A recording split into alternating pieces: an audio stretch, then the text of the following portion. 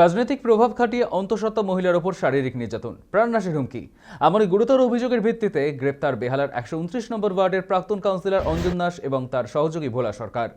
অভিযোগ, ওই মহিলার পরিবার বিজেপির সমর্থক হওয়ায় রাজনৈতিক আক্রোশ থেকেই বারবার হামলা ও হুমকির মুখে পড়তে হয়। এমনকি অন্তঃসত্ত্বা অবস্থায় মহিলার পেটে লাথি মারা হয় এবং পরিবারের সদস্যদের খুনের হুমকিও দেওয়া হয়।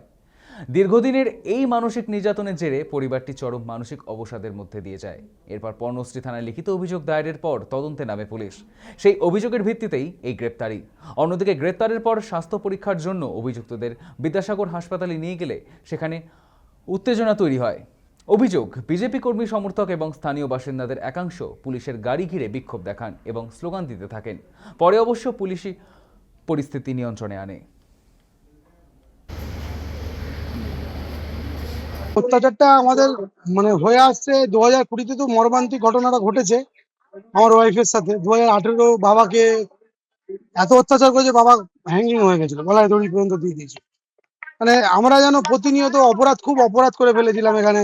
অন্য বাবা বিজেপিটা করতো, বিজেপির বুথ প্রেসিডেন্ট ছিল 109 নম্বর 129 নম্বর ওয়ার্ডে 109 নম্বর পার্টে।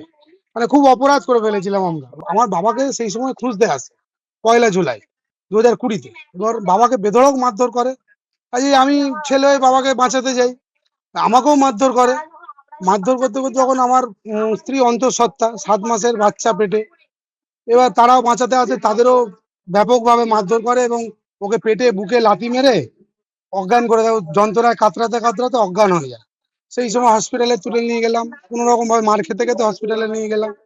নিয়ে ট্রিটমেন্ট হলো।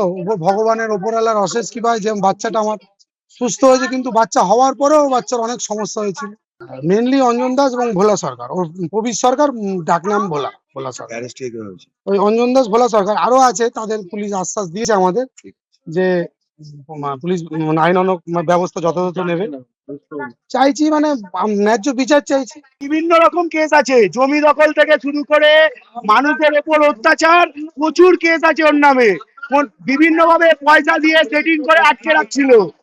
শুভেন্দু অধিকারীকে আমরা অসংখ্য ধন্যবাদ জানাই এরকম সমাজ বিরোধীকে অ্যারেস্ট করার জন্য। এরকম সমাজ বিরোধী, এরকম তোলাবাজ অঞ্জন দাস, ওকে জিজ্ঞেস করুন ওর কটা পেট্রোল পাম্প আছে, ওর এত পয়সার উৎস কিভাবে, একজন কাউন্সিলরের এত টাকা কোথা থেকে আসে।